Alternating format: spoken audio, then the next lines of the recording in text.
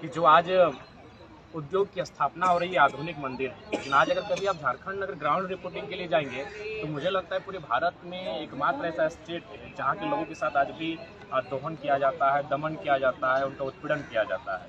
उदाहरण के लिए मैं बताना चाहूँगा, हमारे वहाँ एक यूरेनियम का खनन होता है, क्योंकि आज तक हमारी आवाज़ कभी दिल्ली तक पहुँची नहीं, और सौभाग्य से मैं आया और मीडिया वाले यहाँ फेस करने का मुझे मौका मिला, तो मैं बताना चाहूँगा हमारे यहाँ एक यूरेनियम का खनन होता है।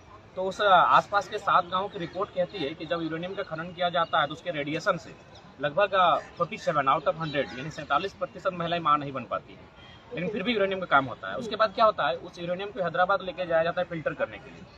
फिल्टर हैदराबाद में होता है और जो उसका बेहतर यूरेनियम बचता है उसको वहाँ प्रयोगशाला में भेजा जाता है, लेकिन जो कचरा बचता है उसको फिर झारखंड सप्लाई किया जाता है। यानी आप ये कह सकते हैं कि केला बाजार में खरीदा गया, घर आकर आपने केला खाया, छिलका फिर दुकानदार को वापस कर दिया, के साथ अन्याय किया जाता है। आप अगर कुछ पॉलिसियों की मैं बात करूं, जैसे कि अभी कोल्स की अगर बात करें तो झारखंड को जब याद करते हैं तो लोग कोयला राजधानी के लिए याद करते हैं, और मैं भी कोयला राजधानी धनबाद से आता हूँ। हमारे वहाँ 3 कोयला की यूनिट काम करती है, BCCL, CCL, ECL, और ठीक उसी प्रकार महाराष्ट्र में WCL काम करती है, मध्य प्रदेश में NCL काम करती है। मैं महाराष्ट्र गया, वहाँ भी मैंने पता किया, वहाँ के जो खनन के डायरेक्टर हैं उन्होंने कहा महाराष्ट्र में से कोई घटना नहीं घटती है।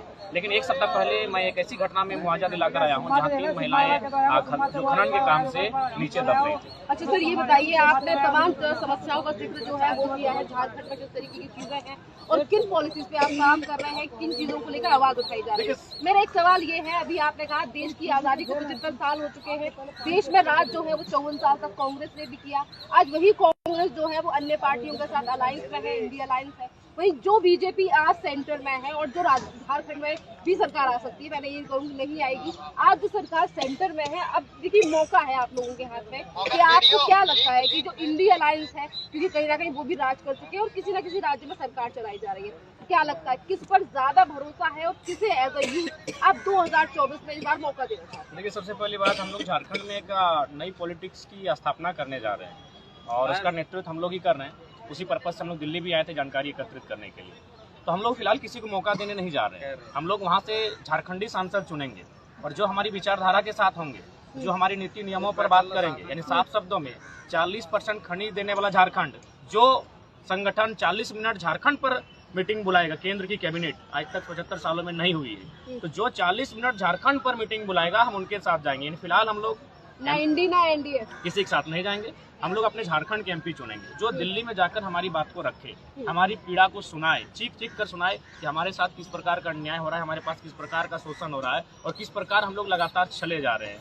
आज जो हमारी समस्याओं को दिल्ली तक पहुंचाएगा, हम लोग ऐसे MP चुनेंगे और उसके बाद हम लोग तय करेंगे कि उसको किसको समर्थन देना है, इंडिया को देना है या NDA को देना है। मतलब अभी डिसाइड नहीं, कोई डिसाइड नहीं। हम लोग लगातार चले जा रहे हैं, लगातार हम लोग राष्ट्रवाद के नाम पर, भावनाओं के नाम पर, तो कभी विकास के नाम पर, कभी उद्योग के नाम पर, कभी कोल्स के नाम पर लगातार झारखंड का अतिक्रमण हुआ है। लगातार आज झारखंड को उजाड़ा जा रहा है। उसी के प्रमाण है ये जो लोग आप जिनका आज इंटरव्यू ले रहे हैं, बयान सुनेंगे, ये झारखंड के प्रवासी लोग हैं। और भी लोगों से भी बात करते हैं कि आप अध्यक्ष फिर। हाँ जी।